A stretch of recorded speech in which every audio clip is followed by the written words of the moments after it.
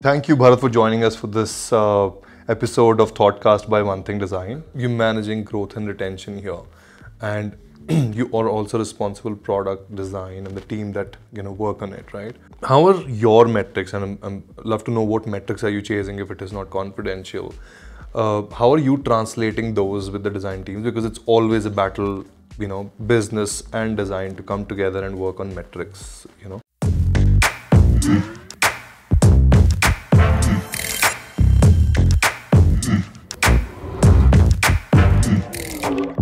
From a hypothesis forming perspective, which is this is what I believe to be true about the customer, and if that is true, then this is the exact design experience that will help the customer, right? So that will translate obviously to a few metrics, and it is a little bit of art and science, and because I work with the team very closely and they've heard me say these things a lot. To use the Star Trek analogy, it is a little bit of Kirk and Spock, right?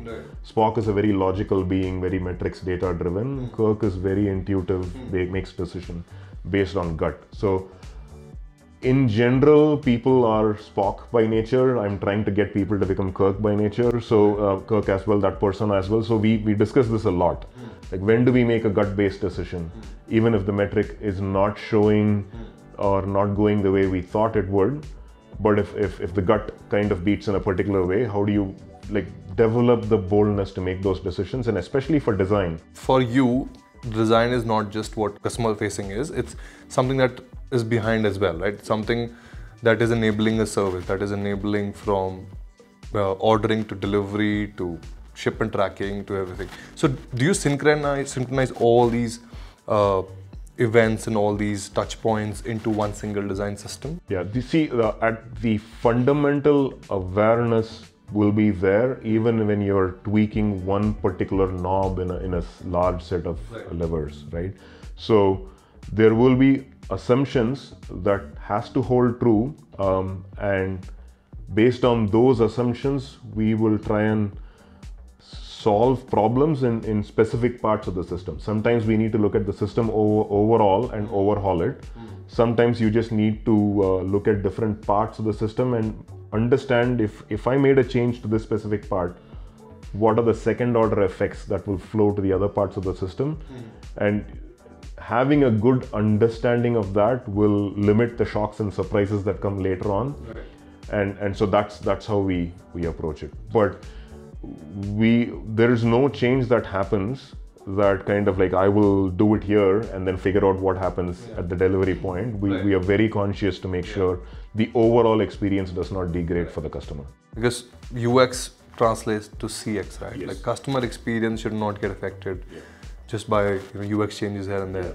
The fundamental motivation to make the change itself should be that some CX will improve, and it can be incremental or a step function growth, but that should be the primary motivation for making this change. Yeah.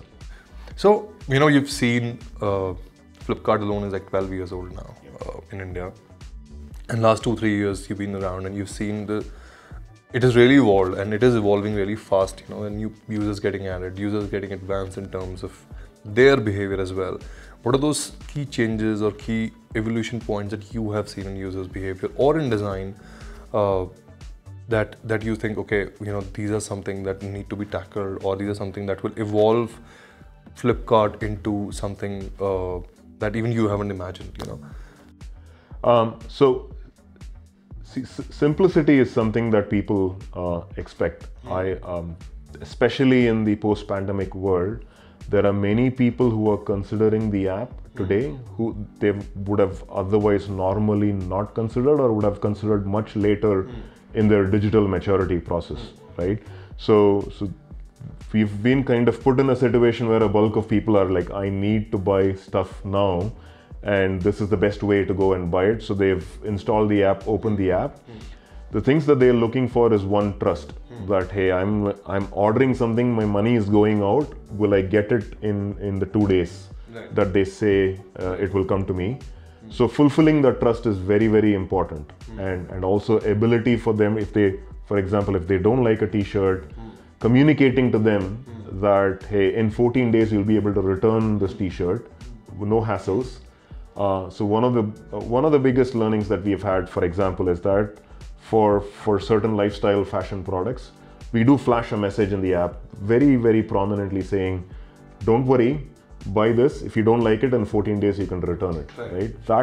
That confidence actually that gave consumers a lot of confidence to purchase more, and we were able to see these things live, like the effect of trust on people. And so that causes us to like double down more. Another example, which was a pleasant surprise, is when people search for something, showing how other people have liked the product. It could be something like, hey, some 7,000 people have bought this product in the last 3 days. A message such as that instills trust. Again, you're playing towards trust, a core trust, or these people have rated the product so and so, right? Those are trust signals that you send out, which give the confidence that, hey, I mean, other people have bought it, they've liked it, so I can go ahead and buy it, right? So as you get from like the metro India to Bharat, where people are probably buying something in the internet for the first time, establishing that trust and letting them know that it is normalizing this entire experience, that you're not like taking a spacewalk. This is actually something that millions of people do day in and day out. That gives them the comfort that this is something that they can do. So now I'll surprise you with a small rapid fire. This is not like Kejo, Karan Johar rapid fire, no controversy here, but something that we do with everyone who's part of the episode. So it goes like, one thing everyone should know about the new Flipkart app design. So there's a new tab at the top, which allows people to explore our selection in grocery. Please check it out. Lot of interesting selection that you may not find elsewhere. That's here. Please do check it out. One thing about this design that will definitely deliver, that you're very confident about. The ease of use. It's the bottom bar is super close to the thumb. You can find anything you want in the bottom bar. So try playing around. Go to the categories tab.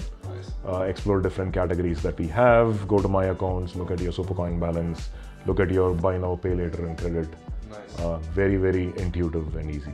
Nice. One thing that you learned about designing for the billion through this process? It has to be super intuitive.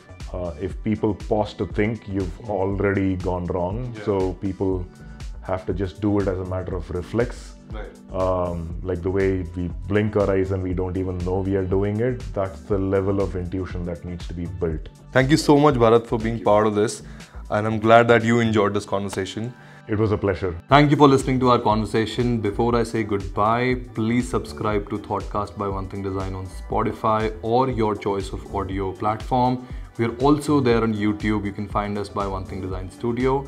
Please sharing your feedback and your love, and subscribe and share with your friends so that we can take these conversations out to right kind of people and they can learn from it as well, just like you are. Thank you so much.